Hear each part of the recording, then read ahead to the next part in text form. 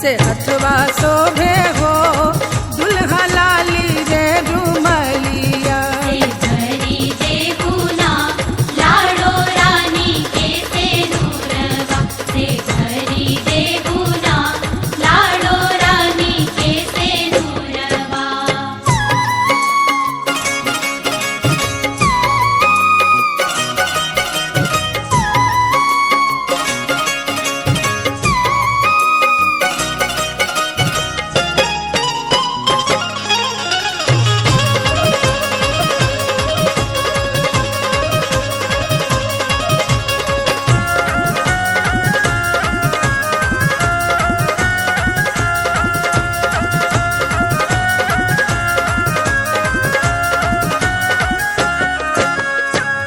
बेटी के मंडप बाबा करे कन्यादानवा, दुअरा पे बाजे लागल सातो रंग बजनवा।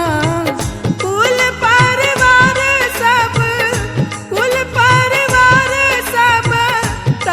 तारो धनवा से मंग भरा हो, से मंग भरा हो पाहुन कर से नुरजनवा, से मांग भरा हो पाहुन कर से नुरजनवा। से भरी देहुना लाड़ो रानी के सेनुरवा, से भरी देहुना लाड़ो रानी के सेनुरवा।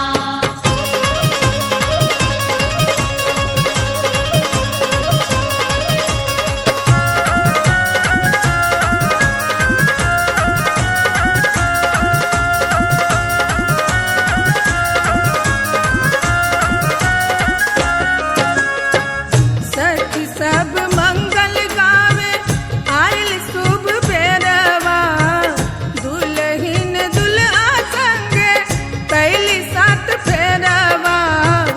जुग जुग बनल रहे, जुग जुग बनल रहे बेटी के सुहागवा। से चली जइहे ना, से चली जइहे ना बेटी अपन ससुररिया, से चली जई